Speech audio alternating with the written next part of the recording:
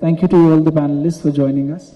So to begin the conversation, I won't take much of your time. The topic of the discussion is digital governance and citizen-centric services, leveraging technology for urban efficiencies. Mr. Manoj, sir, you come from CREDAI, Bhopal. As we heard in the last panel, he also raised this concern that financing becomes, a critical challenge when it comes to urban development. What is your take on that? Secondly, can adoption of, let's say, more transparent and more efficient digital systems, can that be a help or can that be a solution? Basically provide them a more better runway to have better developments. आप जानते हैं पहले banks real estate को बहुत अच्छे से नज़रिए से नहीं देखते थे। रेरा के बाद ट्रांसपेरेंसी चूंकि बढ़ी है तो अब ये चीज़ें आसान हो गई हैं। रियल एस्टेट का एक तो दायरा बहुत बढ़ गया है, सिर्फ हाउसिंग को रियल एस्टेट नहीं कहा जाता है आजकल, तो commercial, industrial, logistics, rental housing, senior living, तो इसके वर्टिकल्स बढ़ते जा रहे हैं। तो इस पे तो काम करने की ज़रूरत है ही। अभी भी जो अफोर्डेबल हाउसिंग का जो हमारा सेगमेंट है, सिर्फ उसमें उसको इंफ्रास्ट्रक्चर का दर्जा सरकार ने दिया है, अदरवाइज तो हमको जो फंडिंग है वो मार्केट रेट से ही मिलती है। तो हम लंबे समय से सरकार से डिमांड भी कर रहे हैं कि पूरी इंडस्ट्री को इंफ्रास्ट्रक्चर का दर्जा दिया जाना चाहिए। जहाँ तक डिजिटल ट्रांसपेरेंसी की बात है तो Madhya Pradesh is actually forward looking state as far as technology is concern. हम वो अग्रणी राज्य हैं जिन्होंने बहुत पहले लैंड रिकॉर्ड को डिजिटाइज किया है। संपदा में हम पहले कुछ राज्यों में हैं जिसमें हम रजिस्ट्रियाँ ऑनलाइन कर रहे हैं। हालांकि इन सब में भी बहुत सारे अभी बग्स हैं जिनको समय समय पर सुधारा जा रहा है। मुझे लगता है कि बैंडविड्थ और हार्डवेयर के एरिया में काम करने की ज़रूरत है, शायद फंड्स के इशू होंगे। तो हम आए दिन इस तरह के इशू से जूझते हैं और सरकार को बताते भी रहते हैं जिससे चीज़ें सुधरें। एज ए इंडस्ट्री ऑर्गेनाइजेशन हम सरकार के साथ लगातार हर ऐसे इशू पे जो पब्लिक को इम्पैक्ट करती है उस पर लगातार बात कर रहे हैं। Thank you Manoj ji, thank you for sharing that thought. और आपने सही कहा, मध्य प्रदेश एक ऐसा राज्य रहा है जिसने अर्ली स्टेजेस में टेक्नोलॉजी अडॉप्शन को डेफिनेटली अडॉप्ट किया है, जैसे लैंड रिकॉर्ड्स की आपने बात करी।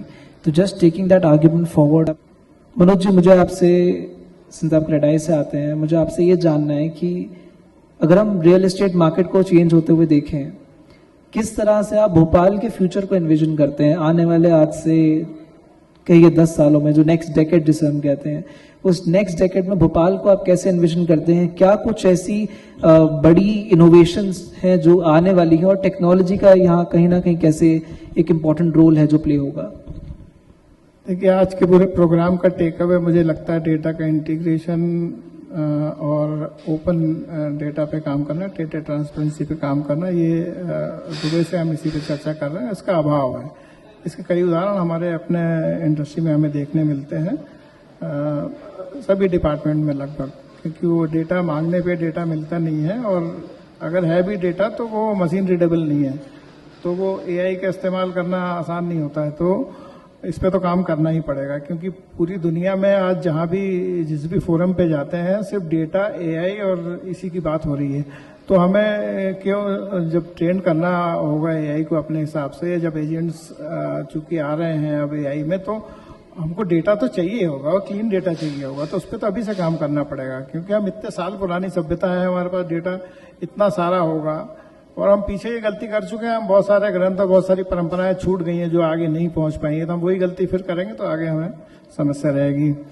जहाँ तक भोपाल को आगे देखने की बात है, इस पे हम काफ़ी समय से काम कर रहे हैं। आप जानते हैं कि ये शहर जो है एक बड़े हादसे से 84 में गुजरा, जिसको दुनिया का सबसे बड़ा इंडस्ट्रियल डिजास्टर बोलते हैं।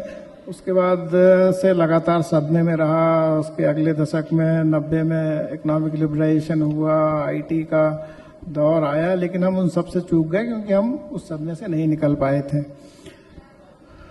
तो आज 40 साल उस हादसे को हुए, हम आज भी बाकी कैपिटल्स जो प्रोग्रेसिव कैपिटल है उनकी तरह से नहीं देखे जाते, उस तरह नहीं आगे बढ़ पाए। इस 30 साल का जो गैप हुआ, हम प्रोग्रेस में जो पीछे रह गए, उससे दूसरे जो शहर थे जो वहाँ इकोसिस्टम डेवलप हो गए, क्योंकि इंडस्ट्रीज और इकोनॉमी वहाँ जाने लगी, और फिर वहाँ चूंकि इकोसिस्टम डेवलप है तो वहाँ लगातार प्रोग्रेस जारी है, हम थोड़ा ठहर गए। इस बात को हमने गवर्नमेंट के सामने रखा कि हमको विशेष सहायता की जरूरत पड़ेगी। हम सब जानते हैं हमारी राजधानी देश की सबसे खूबसूरत राजधानियों में से है, और खूबसूरती की देखभाल करने में अतिरिक्त देखभाल की आवश्यकता होती ही है। तो हमने एक कमाल का भोपाल अभियान शहर में लॉन्च किया, जो मुख्यमंत्री जी ने जनता को समर्पित किया है। हम चाहते हैं कि इस शहर में, इस खूबसूरत शहर में जो त्रासदी का दाग लगा है वो किसी तरीके से हटे और इसकी खूबियां आगे आए। इसकी खूबियां दरअसल आगे नहीं रखी गई हैं और असल पे इनको पहचानने की कोशिश ही नहीं की गई, तो वो आगे आई नहीं, तो जो खामियां हैं वही आगे चल रही हैं। मैं 1 मिनट में आपको ये 5 खूबियां जो बता देता हूं, जो जितने भी ऑडियंस हैं उनके आगे बढ़ाने में काम आएंगी। ये शहर या ये रीजन जो भोपाल कैपिटल रीजन कह लें, ये 1 लाख साल पहले से लिवेबल प्लेस है। 30,000 से 1 लाख साल पहले का स्टोन एज माना जाता है, और स्टोन एज के जो रॉक पेंटिंग्स हैं भीमबेटका से श्यामला एज तक मिलते हैं। तो ये लिवेबल प्लेस तो उतना हैबिटेबल है उस समय से, ये बहुत बड़ा इसकी यूएसपी है। इस पर काम नहीं कर पाए अनफॉर्चुनेटली हम।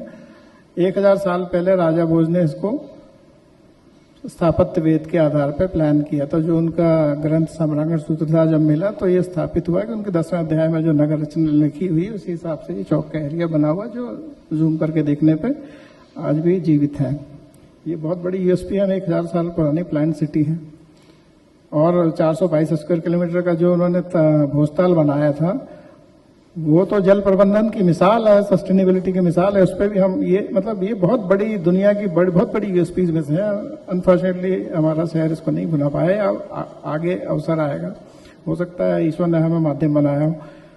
तीसरा बहुत बड़ी यूएसपी है इस शहर की है कि टेक्निकली भले ही नागपुर को जीरो कहते हों, 0 किलोमीटर सेंटर कहते हों, लेकिन आप भोपाल के 500-600 किलोमीटर के दायरे में जब देखेंगे तो 23 से ज्यादा मिलियन प्लस आबादी के शहर इसमें आते हैं। सबसे बड़ा लैंडलॉक एरिया अगर है तो वो भोपाल के सराउंडिंग में है, सीमाओं तक, जो जहां तक समंदर जहां से चालू होता है वहां तक। तो लॉजिस्टिक्स के लिए इससे बेहतर शहर नहीं हो सकता। एकमात्र शहर है मेरे ख्याल से जिसमें नेशनल पार्क है, जिसे हम अर्बन नेशनल वन विहार को नेशनल पार्क का दर्जा प्राप्त है, जो शहर के अंदर है। और ये एकमात्र शहर है जहां पे टाइगर रिजर्व है। आप एयरपोर्ट से उतरिए, आधे घंटे में आप टाइगर रिजर्व में हैं। तो ये बहुत शहरों के पास नहीं है। यही एक शहर है जहाँ 3 वर्ल्ड यूनेस्को हेरिटेज साइट हैं, चाहे सांची हो, भीमबेटका हो, या बिजेश्वर मंदिर लिस्ट में है, इस साल वो भी हो जाएगा। बहुत बड़ी यूएसपी है। इस हिसाब से इस राजधानी को बाकी प्रोग्रेसिव कैपिटल्स के बराबरी में या उसके साथ खड़ा करने के लिए इस पे काम करना पड़ेगा। इसको अतिरिक्त सहायता और देखभाल की जरूरत पड़ेगी। इसके लिए हमने केंद्र सरकार से भी जो 1 लाख करोड़ का फंड अर्बन डेवलपमेंट के लिए इस साल के बजट में केंद्र सरकार का है, उसमें भी हमने सरकार से डिमांड रखी कि हमको, चूंकि हमारे रीडेवलपमेंट पे तो कोई काम किए ही नहीं गया ना 7 के बाद से, जबकि उसी समय उसके पहले जो हिरोशिमा नागासाकी पे जैसा हादसा जो हुआ था वो शहर कहां से कहां पहुंचा दिए गए। हमारे चूंकि फिजिकल डैमेज नहीं दिखता था, लाइफ गई थी, तो उस तरह से देखा ही नहीं गया हमारे शहर को। और उसका जो इम्पैक्ट आज तक है, आज भी वो कचरा हटाते समय फिर से जब ये खबरें आती हैं तो फिर वो दाग हरा हो जाता है। तो हमें इस पे बहुत काम करने की जरूरत पड़ेगी और हम निश्चित रूप से आगे बढ़ेंगे। हमने एक प्रस्ताव और सरकार को दिया है। बीएचएल हमारे यहाँ बहुत बड़ा इंडस्ट्रियल एरिया आजादी के बाद जब राज्य बना तब हमारे यहाँ आया, 4700 एकड़ जगह है वो। और बीएचएल का काफी काम जो है वो अब सिमट गया है, काफी एरिया खाली पड़ा है। तो सरकार शायद नेगोशिएशन में है केंद्र सरकार से कि उसका लगभग आधा 2200 एकड़ के आसपास जो है वो पे वर्किंग कर रही है सरकार। अगर वो मिलता है तो हम सरकार से ये कह रहे हैं कि हम आईटी का दौर चूक गए, हम इकोनॉमिक लिबरेशन का दौर चूक गए। अब हमारे पास बहुत बड़ा एक अवसर है जो एआई का रेवोल्यूशन आ रहा है। तो हमें एआई लाइट हाउस या क्वांटम कंप्यूट कैपिटल जैसी कोई चीज उस इतने बड़े एरिया में, क्योंकि किसी दूसरे शहर के पास इतना बड़ा एरिया शहर के अंदर उपलब्ध नहीं है। जी जी।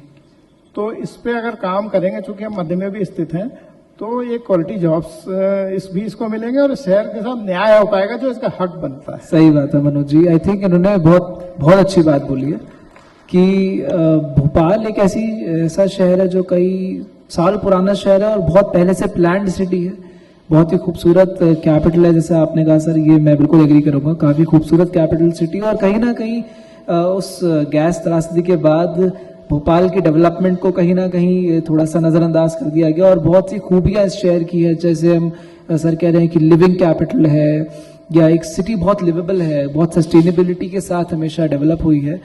और इतने एस्पेक्ट्स को कहीं ना कहीं नजरअंदाज किया गया और बाकी कैपिटल्स पे ज्यादा जोर रहा डेवलपमेंट पे, चाहे वो इंडस्ट्रियल डेवलपमेंट हो, चाहे वो ट्रांसफॉर्मेशन हो अर्बन सिटीज के, चाहे वो टेक्नोलॉजी इम्प्लीमेंटेशन हो। तो बट सर मुझे लगता है कि आज के दौर में भोपाल की इन खूबियों को देखा जा रहा है, चाहे वो आप जो स्वच्छता हमारे अभियान होते हैं, चाहे आप उसमें देखें, या आप सस्टेनेबल डेवलपमेंट इंडेक्स पे देखें, भोपाल के जो स्कोर्स हैं वो सस्टेनेबिलिटी में और लिवेबिलिटी में काफ़ी अच्छे हैं। आई थिंक इन फैक्टर्स को इस्तेमाल करके भोपाल को एक डेफिनेटली एक बहुत ही वन ऑफ द मोस्ट कह सकते हैं क्रेडिबल कैपिटल ऑफ इंडिया बनाया जा सकता है, कैपिटल सिटीज इन इंडिया बनाया जा सकता है। और जो आपने सपोर्ट की बात करी कि कहीं ना कहीं स्टेट गवर्नमेंट को और सेंट्रल गवर्नमेंट को मिलकर आना पड़ेगा, एक सपोर्ट फंड के लिए कुछ सपोर्ट देना पड़ेगा जिससे भोपाल का वो रीडेवलपमेंट किया जा सके। आई जस्ट विश कि सर आपकी इन रिक्वेस्ट को गवर्नमेंट एक्सेप्ट करे और आने वाले कुछ सालों में हम भोपाल के अंदर वो डेवलपमेंट होते देखें। We wish you all the luck for that. हमारा ये इशू आपको सरकार तक पहुंचाना पड़ेगा, मुझे लगता है। मनोज जी, हमने अपनी ताकत में जितना था हमने एक प्लेटफॉर्म क्रिएट किया है, आपने अपनी बात रखी है, मैं उम्मीद करता हूँ कि सरकार उसे सुनेगी। And thank you everyone, thank you to all the panelist for sharing your thoughts, thank you to the audience, special thanks to all the audience, you have been there from the very start to the end. तो मैंने ज्यादा ही time ले लिया है, तो अभी मैं question नहीं पूछ पाऊंगा सर उतरेंगे, आप उनसे पूछ लीजिएगा, ठीक है? Thank you very much.